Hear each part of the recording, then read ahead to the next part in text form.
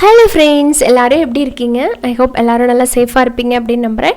இன்றைக்கி நம்ம நிக்கீஸ் கிச்சனில் நம்ம ஒரு சூப்பர் அண்ட் ஃப்ளேவர்ஃபுல்லான வெரைட்டி ரைஸ் ஒன்று பார்க்கலாம். என்ன அப்படின்னு பார்க்குறீங்களா? உடம்புக்கு நல்ல ஹெல்த்தியான ஜீரா ரைஸ், அதாவது சீரக சாதம் எப்படி பண்ணுறதுன்னு பார்க்க போகிறோம். நான் இன்றைக்கி இதை வந்து பாஸ்மதி ரைஸ் வச்சு பண்ண போகிறேன். இந்த ஃப்ளேவர்ஃபுல்லான ஜீரா ரைஸும் இது கூட வந்து உருளைக்கிழங்கு முட்டை கறி, இது வந்து பெஸ்ட்டான ஒரு காம்போ. இந்த எக்கரி வீடியோ வந்து ஆல்ரெடி நம்ம சேனலில் போட்டாச்சு, லிங்க் டிஸ்கிரிப்ஷனில் இருக்குது, நீங்கள் வேணால் பார்த்துக்கலாம். இப்போ வாங்க இந்த ரெசிபிக்குள்ளே போய் பார்த்து இது எப்படி பண்ணுறதுன்னு தெரிஞ்சுக்கலாம். முதல்ல நம்ம பாஸ்மதி ரைஸை ஊற வச்சுக்கலாம். நான் இன்றைக்கி 1 கப் மெஷரிங் கப்பில் 1 கப் பாஸ்மதி ரைஸ் எடுத்திருக்கேன்.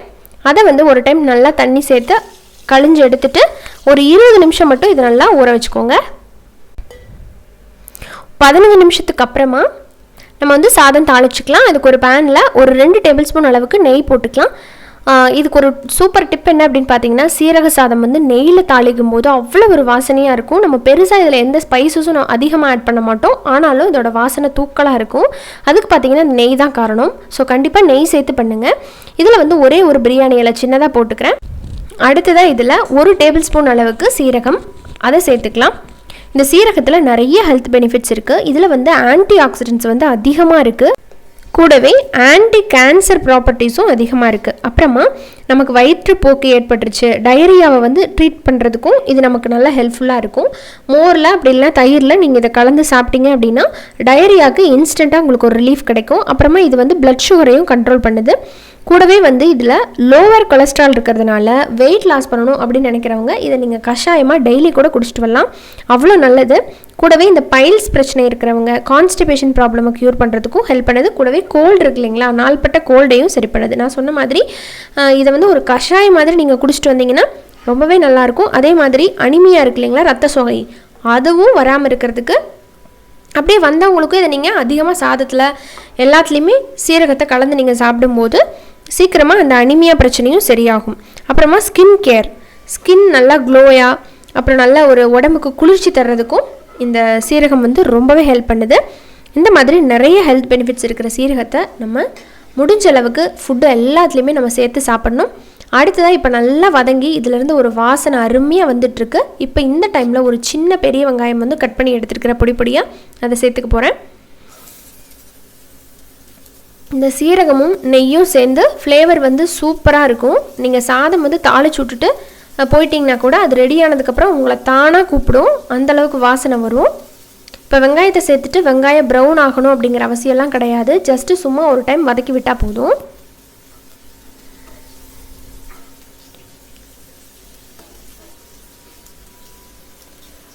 ஸோ உங்களுக்கு நிறைய பேர் கேள்விப்பட்டிருப்பீங்க, 9th மந்த் ப்ரெக்னன்சி அப்போவெல்லாம் இந்த மாதிரி கஷாயம் வச்சு கொடுப்பாங்க. சீரகம் அப்புறமா சோம்பு இதெல்லாம் போட்டு வெண்ணெயில் ஒரு கஷாயம் வைப்பாங்க. நார்மல் டெலிவரி ஆகிறதுக்கும் அது ரொம்ப ஹெல்ப் பண்ணும். ஸோ நம்ம சேனலில் கூடிய சீக்கிரம் அந்த மாதிரி டிப்ஸ் எல்லாம் உங்களுக்கு நான் ஷேர் பண்ணுறேன். அடுத்ததாக பார்த்தீங்கன்னா இதில் ஒரே ஒரு பச்சை மிளகாயை நல்லா பொடி பொடியாக கட் பண்ணி வச்சுருக்கிறேன், அதையும் போட்டு நல்லா வதக்கி விட்டுறலாம். நம்ம இதை வந்து சைட் டிஷ்ஷோடு தான் வச்சு சாப்பிட போகிறோம். அதனால் பச்சை மிளகாய் காரம்லாம் அதிகமாக இருக்கக்கூடாது, ஒரு மைல்டான ஃப்ளேவர் மட்டும் தான் இந்த ரைஸில் இருக்கணும். கூடவே 1லேருந்து 2 டீஸ்பூன் போல் நம்ம இதில் வந்து இஞ்சி பூண்டு பேஸ்ட்டு சேர்த்துக்கலாம். இஞ்சி பூண்டு பேஸ்ட்டு சேர்த்துட்டு நல்லா வதக்கிடுங்க, இதோட பச்சை வாசம் நல்லா போகணும். ஸோ அவ்வளோதான், இதிலேருந்து நல்லா பச்சை வாசனை போயிட்டுருக்கு. அடுத்ததாக இதில் நம்ம கழுவி சுத்தம் பண்ணி எடுத்துருக்கிற ரைஸை வந்து சேர்த்துக்க போகிறோம். துளி கூட தண்ணி இல்லாமல் நல்லா வடிச்சிட்டு சேர்த்துருங்க. நான் வந்து பாஸ்மதி ரைஸில் பண்ணுறேன், நீங்கள் வேணால் சீரக சம்பா ரைஸில் கூட பண்ணலாம், அப்படி இல்லைனா வீட்டில் நம்ம எப்பயும் வைக்கிற பொன்னி அரிசி இருக்கு இல்லைங்களா, அதில் கூட பண்ணிக்கலாம். ஸோ இதை சேர்த்துட்டு நல்லா வதக்குங்க ஒரு டைம். அந்த சீரகம் வந்து அந்த ரைஸோடு நல்லா மிங்கிள் ஆகிற மாதிரி வதக்கி விட்டுருங்க. அடுத்து இதில் நம்ம தண்ணி சேர்த்துக்க போகிறோம்.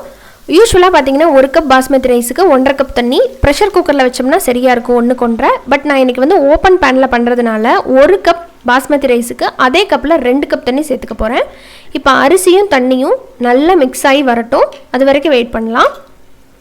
ஸோ பாருங்கள், இந்த மாதிரி வந்ததுக்கப்புறம் இதில் கொஞ்சமாக உப்பு சேர்த்துக்கிறேன். நான் முதவே சொன்ன மாதிரி சைட் டிஷ்ஷோடு வச்சு நம்ம சாப்பிட்றதுனால உப்பு வந்து கரெக்டாக போட்டுறக்கூடாது, கொஞ்சம் கம்மியாக தான் இருக்கணும்.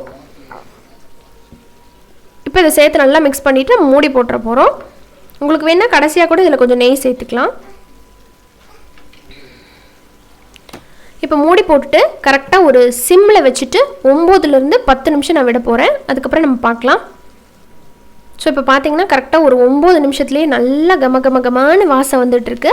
இப்போ நம்ம ஓப்பன் பண்ணி பார்த்தோம் அப்படின்னா நல்லா ஃப்ளஃபியாக சூப்பராக செம டேஸ்ட்டாக ஜீரக சாதம் ரெடி ஆகிடுச்சு. உங்களுக்கு பார்த்தோன்னே தெரிஞ்சிருக்கும் சாதம் அப்படியே நல்லா குச்சி குச்சியாக நின்றுட்டுருக்கு. அப்படின்னா குலைவாகாமல் அருமையாக வந்திருக்கு அப்படின்னு அர்த்தம். இதில் கொஞ்சம் கட் பண்ண மல்லி இலையை தூவி நம்ம இறக்கிட்டோன்னா சொல்லவே வேண்டாம், ருசியான நம்ம சீரக சாதம் ரெடி. உங்களுக்கு நான் வந்து எடுத்து காமிக்கிறேன் பாருங்கள். துளி கூட அந்த தண்ணி இல்லவே இல்லை, நல்லா ட்ரை ஆகியிருக்கு. இதை வந்து 2 பேர் வந்து தாராளமாக சாப்பிட்லாம் இந்த ரைஸை. நான் சொன்ன அளவில் நீங்கள் அதுக்கு தகுந்த மாதிரி கூட குறைய சேர்த்துக்கோங்க.